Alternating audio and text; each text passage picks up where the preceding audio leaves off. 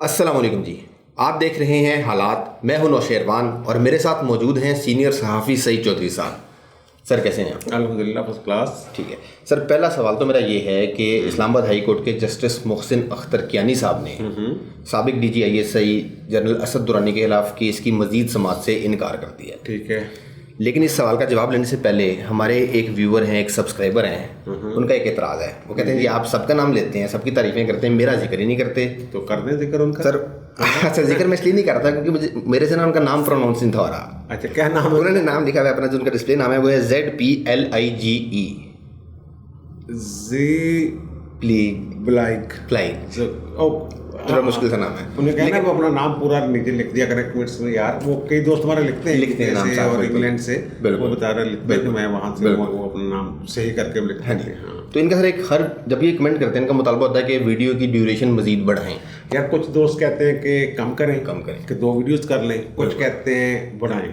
ये इनके अलावा भी कुछ दोस्त कहते हैं बढ़ाएं। बिल्कुल। तो फिर ये अपने व्यूअर्स से पूछ लेते हैं। बिल्कुल। वो कमेंट्स में बता दें कि इसका क्या करें, बढ़ाएं या काफ़ी है। बिल्कुल। हमारा ख्याल है कि ये काफ़ी है, ना बहुत थोड़ा है ना बहुत लंबा है। बिल्कुल ठीक है ना। लेकिन जो राय देंगे, अगर जो राय देंगे उसका फैसला होगा उस पर ठीक है ना। जमहूरियत सर जी। सर तो मोहसिन अख्तर कियानी साहब ने क्यों इनकार कर दिया? यार मोहसिन अख्तर कियानी साहब जो हैं वो उन्होंने कहा है कि मुझे इस केस का ना बैकग्राउंड का सारा पता है। अच्छा। मैं जानता हूँ इसकी बैकग्राउंड और मैं नहीं सुनना चाहता इस केस को, लेकिन वजूहात नहीं बताऊंगा। तो ये बात की है ना उन्होंने, वजूहात नहीं बताऊंगा, तो उन्होंने दरअसल बता दिया है। ठीक है ना।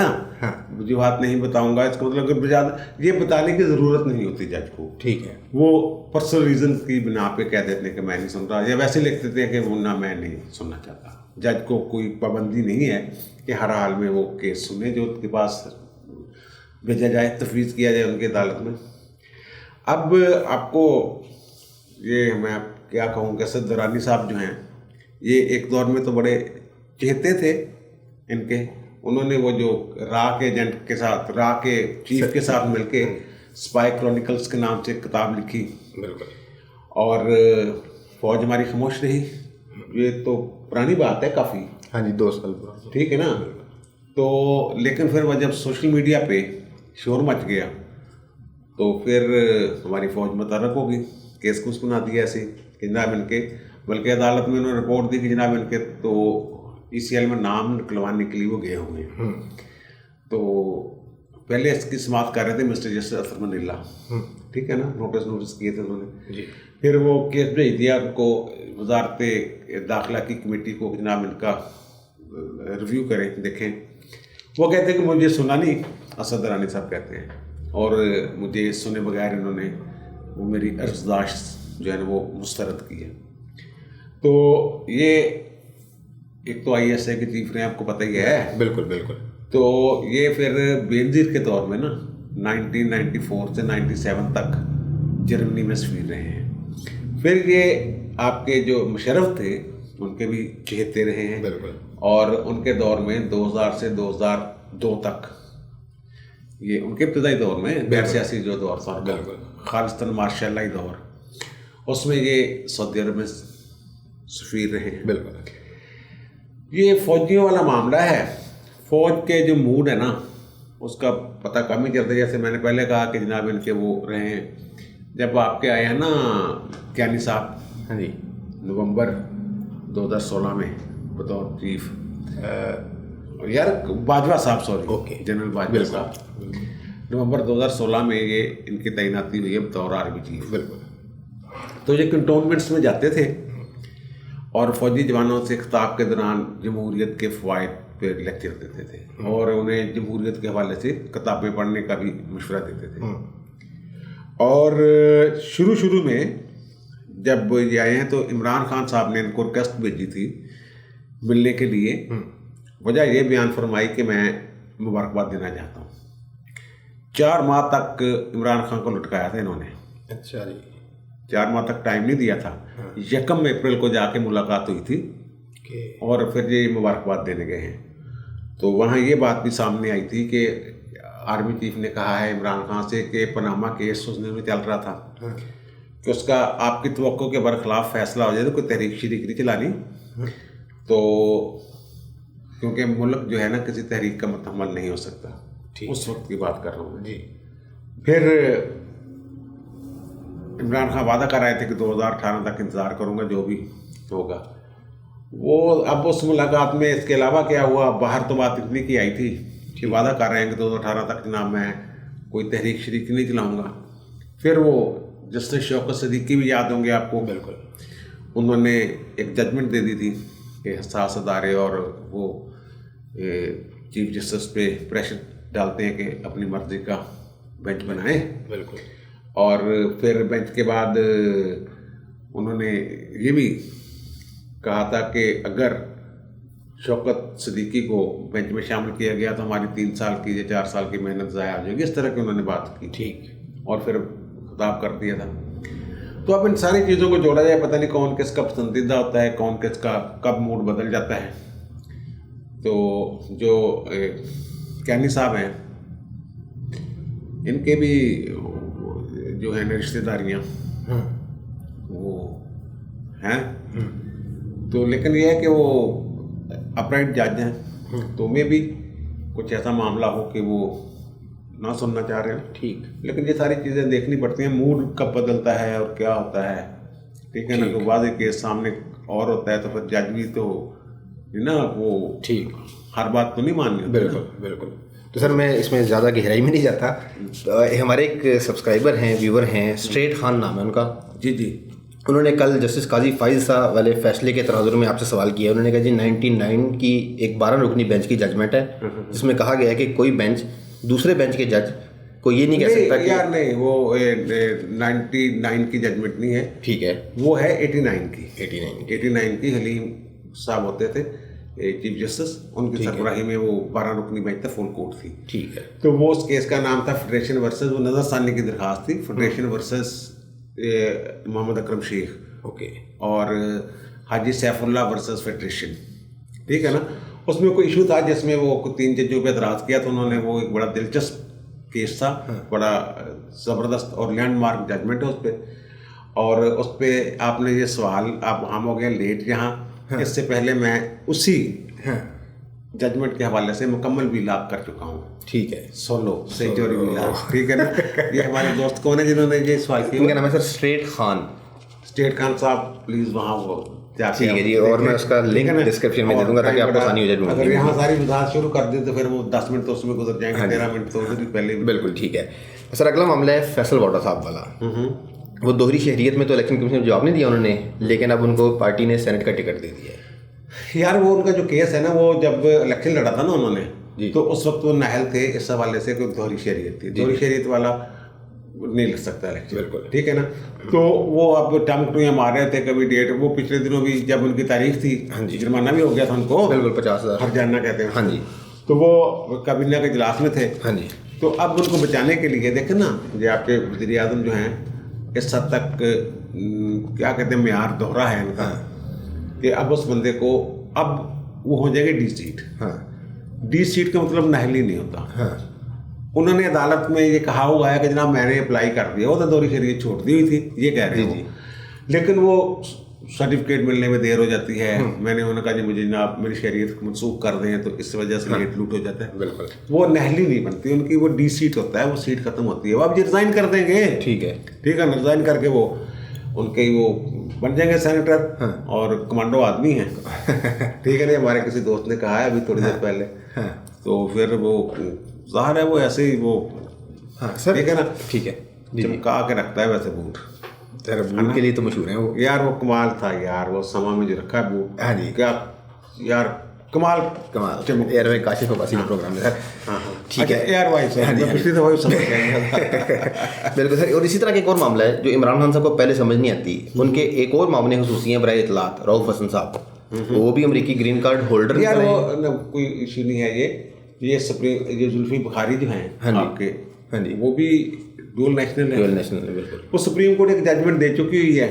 वो आपके रिश्तेदार थे मियां साकिब निसार, जिनके बारे में कल हमने बताया था, घर में तकरीरें करते रहते, हाँ कुछ शिकार है, कुछ प्रॉब्लम्स नफ्सियाती हो गए हुए हैं। हाँ जी। तो उन्होंने कह दिया था जनाब ये रखने में कोई हर्ज नहीं है, मुआविन खसूसी और मुशीर आप रख सकते हैं, लेकिन उनके पास कोई इंतजामी इख्तियार नहीं होगा। ठीक है। तो सुप्रीम को इस्लामाबाद हाई कोर्ट भी जजमेंट दे चुकी है। हाँ जी। ये कोई बात है नहीं। लेकिन जो ख्याल किया जाता है ना वो यही है कि आइन के आर्टिकल 62-63 में जो अरकान असम्बली की अहलियत की शराइत है ना, हाँ जी, वही इन पे लागू होती है। बिल्कुल। क्योंकि ये भी कॉन्स्टिट्यूशनल पोस्ट है जब आप नहीं है, वो 5 स्पेशल असिस्टेंट रख सकते हैं आइन के तहत। बिल्कुल। तीनों से मशीर बहुत भर्ती की हुई है, फिर तर्जमानों की फौज है, और फिर ये अजलास बुलाते हैं तर्जमानों का हमेशा।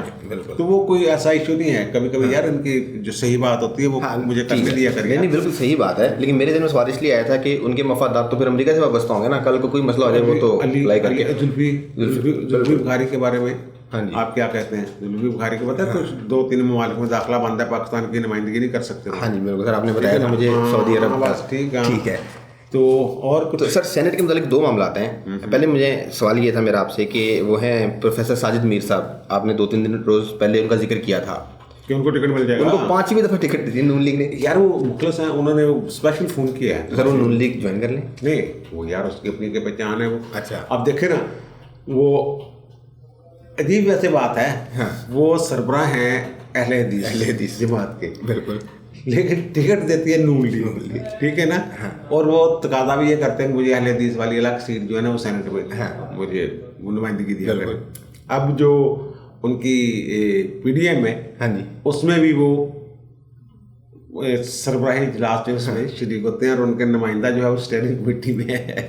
ये लेकिन यार उनके साथ अखलास है ना, बिल्कुल बिल्कुल, मोहब्बत है ना उनके साथ। सर और उस पे ना ये नवाज शरीफ ने खुद फोन किया। हाँ, वो ये बड़ी बात है। इसमें मैं ये चेक करना, मैं ये कह रहा था कि चेक करना चाहिए कोई रिश्तेदारी या कोई और। नहीं, वो अहले हदीस है, वो कुछ और तरह के। ठीक है। और सर सेनेट इलेक्शन से मुतालिक एक और काम, हाँ, नैब ने एक सेल बना दिया है जो सेनेट के उम्मीदवारों का रिकॉर्ड चेक करेगा और रिपोर्ट देगा इलेक्शन कमीशन को। अच्छा यार, ये इलेक्शन कमीशन ने कहा बनाए? नहीं सर, नहीं कहा, नैब ने। आपको याद होगा शहजाद अकबर साहब लाहौर में बैठे रहे हैं, हाँ जी, बिल्कुल, वो यही काम करते रहे हैं कि नैब तो फड़ा देंगे। ये जो खुकर हैं आपके, हाँ जी, जिनके वो खुकर पैलेस गिराया है, हाँ जी, ये नैब का अदारा ना मुकम्मल तौर पर ना ब्लैकमेलिंग पे उतरा हुआ है। इससे जो भी ब्लैकमेलिंग करवानी है इसे करवानी। पहली बात तो ये है कि ये ज़्यादा से ज़्यादा ये रिपोर्ट दे सकते हैं कि जनाब जो फलां उम्मीदवार है वो एक फहरिस्त बना के, वो तो एक 16वें 17वें ग्रेड का बंदा, इन्होंने तो पूरा एक सेल बना दिया ना, उसका एक डायरेक्टर लगा दिया। 16वें ग्रेड का बंदा एक रिपोर्ट तैयार करके भेज सकता है कि जनाब हमारे पास इतने केस चल रहे हैं, इतने बंदों को सजा हो चुकी है, फलां को। बिल्कुल, जिनको सजा चुकी है उन्हें नाहल हो जाएंगे वो खुद। जिनके खिलाफ इंक्वायरी हो रही है उनको कैसे ये नाहल करवा सकते हैं? इंक्वायरियाँ करने का मतलब ही ये है, यार ये तो हाई कोर्ट को ब्लैकमेल करने चले गए थे। आपको नहीं पता अकरम दुरानी वाला जो केस है ना, हाँ जी, वो लगा हुआ था मिस्टर जस्टिस अतर मुनिल्ला की सरबराही में। अच्छा। वहाँ इन्होंने एक रिपोर्ट पेश कर दी। हाँ। एक मुलजम जो है ना उसमें क्या कहते हैं, शरीक मुलजम की, हाँ, के हवाले से। हाँ। फिर कहा जनाब इस रिपोर्ट को ना जरा खुफिया रखें, ओपन कोर्ट में ना करें। और उसमें जजों के नाम भी थे, हाँ, और सुप्रीम कोर्ट के मुलाजमों के नाम भी थे। अच्छा। और उसमें एक जज थे मिस्टर जस्टिस आमर फारूक। हाँ। उन्होंने कहा कि उनके घर के अलाटमेंट का कुछ चक्कर डाल दिया इन्होंने कि घर के अलाटमेंट में ना कोई, हाँ, है, यानी वो फिर जजों ने चढ़ाई कर दी। हाँ। उनका यार तुम सानू ब्लैकमेल करना चाहते हो हैं? उनका हम इसको नहीं मानते। वो ये इनकी वारदात होती है कि अकरम दुरानी की जमानत तो मनसूख हो जाए, हाँ, और जजों को भी फिर ब्लैकमेल करें। ठीक है ना। अभी जो आप वो सॉरी उसको छोड़ दें। ठीक है ना। ठीक है ना। इस्लामाबाद हाई कोर्ट के हवाले से जो ये मैं बताना चाह रहा था मेरी जान, कि ऐसी हरकतें करते हैं, ये इनको ब्लैकमेल करने की कोशिश करेंगे तो अगर उनको सजा याफ्ता हुए थे, लेकिन इंक्वायरी की बना को हम जो केस खोल लेंगे, ये करेंगे, इंक्वायरी लग गई जनाब, इलेक्शन कमीशन का हुक्म होगा तो फिर ही करेंगे ना। अंदर तो आप कैसे कर सकते हो? हर बंदे ने बड़ी जाना। सर वो कुछ ना कुछ करके दिखाना ना। हाँ। ठीक है सर, एक सवाल, अहम सवाल है, लेकिन उससे पहले हमारे 2-3 सब्सक्राइबर हैं। एक हसनैन मलिक साहब हैं, मोहम्मद मोहित साहब हैं। उन्होंने कहा जी ये जो सरकारी मुलाजिम की तनख्वाह वाला मामला है इस पर तो हर कोई बात कर रहा है, लेकिन जो पेंशनर्स हैं उम्र रसीदा, यार वो तो अपने कल जब उनकी तनख्वाहें बढ़ी है ना, हाँ जी, तो मेरे जहन में था कि पेंशनर्स की बात करूं। हाँ जी। अब देख रहे क्रेडिट ले रहे हैं शेख रशीद साहब और दूसरे ये वो हम बड़े इनके हैं मुलाजमीन का ख्याल रखने वाले हैं, हमारे ही बंदे हैं, ठीक है ना। पहले उन पर शेलिंग करवाई आंसू गैस, ठीक है ना, फिर वो लाठीचार्ज भी कराया, पथराव भी करवाया, और फिर बंदे भी गिरफ्तार किए, फिर मंगनियाँ दे के डाल के दूध भी दिया। और अगर ये इंसानी हमदर्दी के तहत कर रहे हैं, पेंशनर्स जो हैं वो पता नहीं कैसे गुजारा कर रहे हैं, बिल्कुल ठीक है ना। इनके जो सरकारी मुलाजिम है ना, इनकी तनख्वाह में हर साल ये वो बजट की ज़रूरत नहीं है, हर साल दिसंबर में एक इंक्रीमेंट लगती है। ओके, ठीक है ना, ठीक है, एक इंक्रीमेंट देंगे ना, वो स्केल के हिसाब से लगती है। इनकी तनख्वाह बढ़ती है, किसी को पता भी नहीं चलता, खामोशी से। लेकिन पेंशनर्स जो हैं उनकी खुदकार तरीके से पेंशन नहीं बढ़ती, उनको सिर्फ बजट में जो ये देते हैं कुछ परसेंट, 10%, 5% भी दिए एक दफ़ा, कुछ इतना 20% बिल्कुल ऐसे पीपल्स पार्टी के दौर में।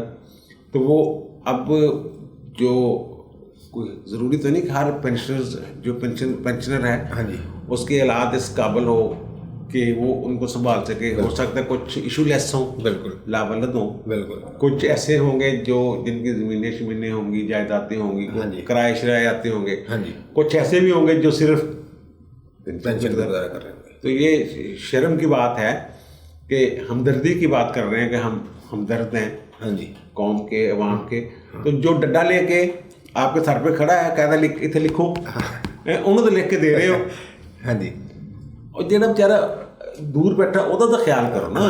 असल तो आपकी दरिया दिली या आपकी अवाम के मामलात या मसाइल का एहसास जो है उसको तो तब माने ना, बिल्कुल। अगर पेंशनर्स को भी कुछ दें, उनको तो आपने टका नहीं दिया, और कहते हैं कि आगे शायद जाके वो जो उनकी पेंशन वैसे ही कुछ कर रहे हैं। अगर यही सूरत हाल है ना 2-3 साल, जिस तरह ये महंगाई हुई है और जिस तरह अफरात दर बढ़ा है, जिस तरह डॉलर की कीमत कहाँ से कहाँ चली गई, जिस तरह महंगाई, ठीक है ना, बिल्कुल डबल होगी। तो अगर इनकी 1-2 साल और तनख्वाह ना बड़ी पेंशन, तो देखें आप बाबे यहाँ बैठ के ना बेचारे खुदकुशियाँ कर रहे होंगे।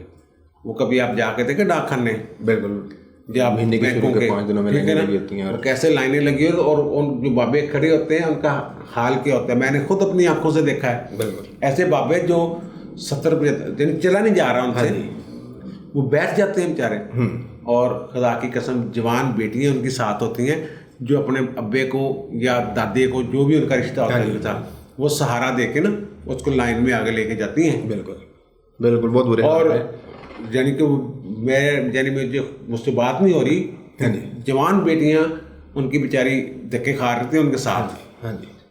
और ये जो है ये इन्होंने उनका ख्याल करने की बजाय डंडे वालों को जो डंडा लेके आ गया, बस ठीक है सर। इसीलिए मुझे इमरान खान साहब की ना बेहिसी भी कभी गुस्सा भी आता है।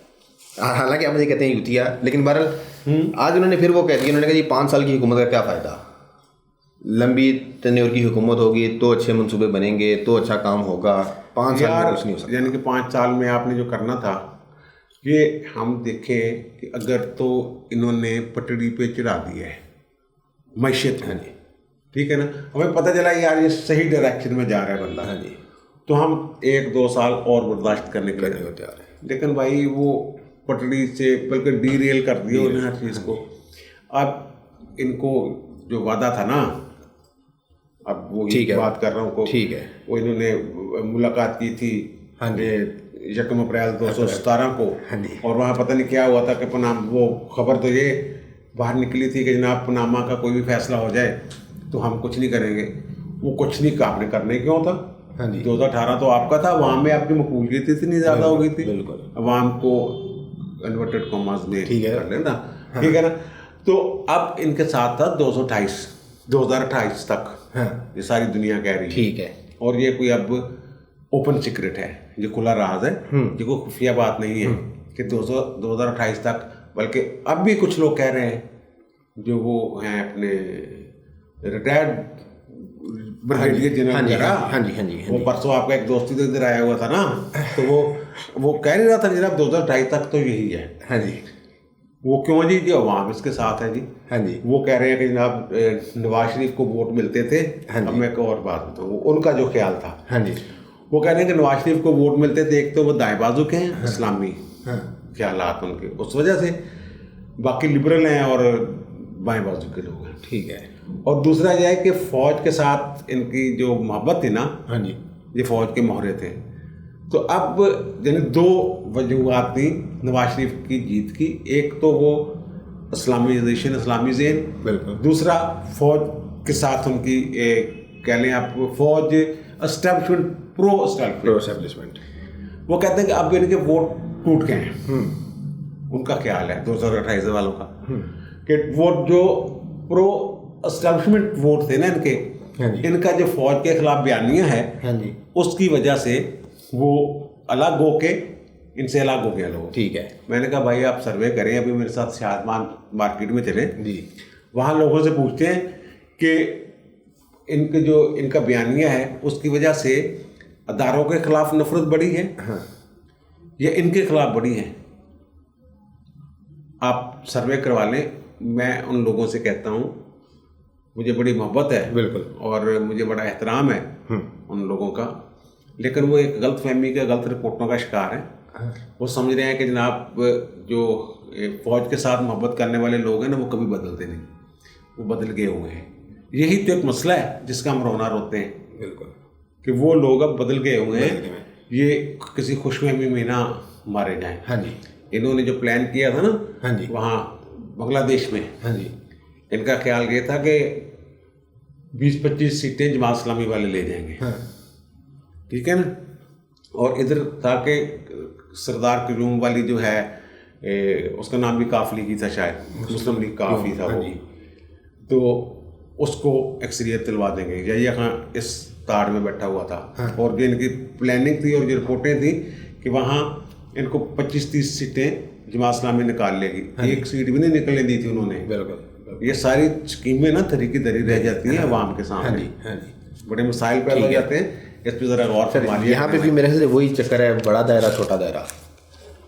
ओ चले, ठीक है, आपने सुन ली तमाम मामला पे। चौधरी साहब की राय, आपकी क्या राय है कमेंट्स में ज़रूर बताइएगा सर। लेकिन वो एक और है हमारे सब्सक्राइबर ओलख लाली साहब, उनका भी कमेंट मुझे याद आ गया। अच्छा, क्या उन्होंने भी नाराज़गी का इज़हार किया। उन्होंने कहा मैं क्या कह के थक गया हूँ कि अभी कहते ही नहीं कि सब्सक्राइब करें हमारा चैनल। शुरू में कहें वो कहते हैं शुरू में कहा करें। चले है, चले जी। उन्होंने कहा जी अगर आपने नहीं कहना मैं कहना शुरू कर दूंगा। तो मेहरबानी आप कमेंट कर दिया। तो अगर आपने अभी तक हमारे चैनल सब्सक्राइब नहीं किया तो प्लीज़ सब्सक्राइब कर लें, बेल आइकन पर टच कर लें। आपसे मुलाकात होगी अगली वीडियो में, तब तक के लिए अल्लाह हाफ़िज़।